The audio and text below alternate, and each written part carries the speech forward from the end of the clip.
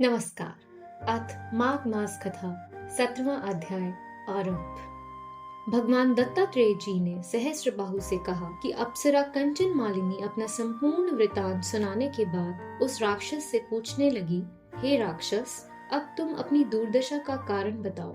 स्पष्ट रूप से कहो कि किस महापाप के कारण तुम इस राक्षस योनि को प्राप्त हुए हो।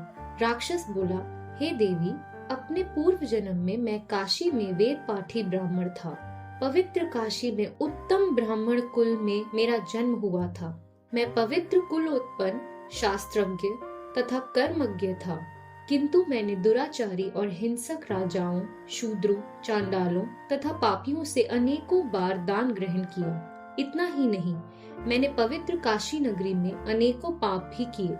मैंने स्वयं कुपात्रों से दान लिया, परंतु स्वयं कोई अधर्म का कार्य नहीं किया। इसी कारण मृत्यु के पश्चात मुझे घोर नरकों की प्राप्ति हुई।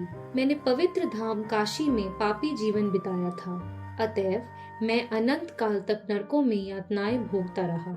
अपने पूर्व जन्मों का हाल बताते हुए राक्षस ने आगे कहा, हे देवी, नरकों के भीषण दुखों को भोगने के पश्चात 2 बार गिद्ध के रूप में, 3 बार व्याघ के रूप में, 2 बार सर्प के रूप में, 1 बार उलूक के रूप में तथा 9वीं बार शूकर योनि में मेरा जन्म हो चुका है। अब 10वीं बार मुझे यह राक्षस योनि प्राप्त हुई है। इस योनि में मैं सहस्रों वर्षों का जीवन बिता चुका हूँ, परंतु मेरा उद्धार नहीं हो रहा है। मैंने अपने इस वर्तमान निवास क्षेत्र को असंख्य निर्दोष जीवों की हत्या से 3 योजन के विस्तार तक जीवनहीन कर दिया है। मैंने अनेकों निरपराध जीवों की हत्या की है, जिसके पाप से मैं घोर दुखी और अशांत हूँ। हे देवी, आपके दर्शनामृत का पान कर मुझे अथाह शांति मिली है। अब आप कृपा करके मेरे कष्ट निवारण की युक्ति बतलाने की कृपा करें। राक्षस के इस प्रकार दीनता पूर्वक निवेदन करने पर परोपकारी अप्सरा कांचन मालिनी कुछ देर तक विचार करके बोली, हे राक्षस, मैं तुम्हारे पाप कर्मों से अवगत हूँ। तुम्हारे कष्ट निवारण की युक्ति मेरे ध्यान में आ गई है।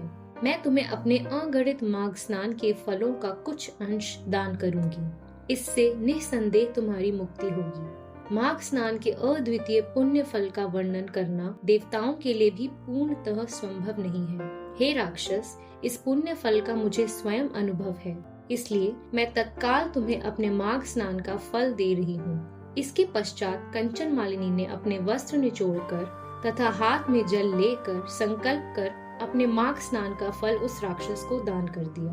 कंचन मालिनी के इस दान के चमत्कारी प्रभाव से वह राक्षस तत्काल राक्षस योनि से मुक्त होकर देवताओं जैसे स्वरूप को प्राप्त हो गया। उसी समय देव योनि प्राप्त कर चुके राक्षस को स्वर्ग लोक ले जाने के लिए एक दिव्य विमान आया।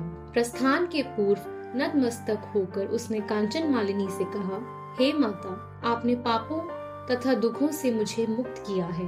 अब मैं ऐसे शुभ कर्मों का वर्णन आपकी पवित्र वाणी द्वारा सुनना चाहता हूँ, जिनको करने से सदैव के लिए नरक यातना से मुक्ति मिल जाती है। दिव्य शरीरधारी राक्षस द्वारा निवेदन करने पर कांचन मालिनी ने उसे उपदेश देते हुए कहा, हे सौम्य, स्वप्न में भी जीव हिंसा नहीं करनी चाहिए, काम को वश में रखना चाहिए तथा कभी भी पर स्त्री गमन नहीं करना चाहिए। सदैव ही भगवत भजन तथा धर्म कार्यों में लीन रहना चाहिए। पर निंदा से मुक्त रहकर सदैव ही सत्य संभाषण करना चाहिए। तुम्हारे स्नेह और श्रद्धा के वशीभूत होकर मैंने तुम्हें जो धर्म उपदेश दिया है, इसे सदैव ध्यान में रखकर मनसा वाचा कर्मणा यानी मन से, वचन से, कर्म से धर्म लीन बने रहना तथा भगवत भजन करते रहना, इसी में तुम्हारा कल्याण निहित है। कांचन मालिनी का उपदेश सुनकर वह देव कायाधारी राक्षस बोला, हे भद्रे, आपका सदैव कल्याण हो। आप सदैव सुखी तथा प्रसन्न रहो। जब तक सूर्य चंद्र स्थित है, आप कैलाश पर्वत पर निवास करती हुई महादेवी पार्वती जी तथा शंकर जी की कृपाएं प्राप्त करती रहें। ऐसा कहकर वह देव कायाधारी राक्षस विमान पर बैठकर देवलोक को चला गया तथा अप्सरा कांचन मालिनी भी आकाश मार्ग से कैलाश पर्वत पर चली गई। हे राजन, जो भी श्रद्धालु इस अध्याय का भक्ति पूर्वक पाठ करेंगे अथवा सुनेंगे, वे समस्त पापों और संतापों से मुक्त होकर सद्गति को प्राप्त करेंगे। उनको स्वप्न में भी कोई दुख नहीं होगा और प्रेत बाधा से मुक्त होकर जीवन भर धर्मलीन बने रहेंगे। इति श्री पद्म पुराणे माघ महात्म्ये 17वां अध्याय संपूर्ण। श्री विष्णु भगवान की जय। धन्यवाद।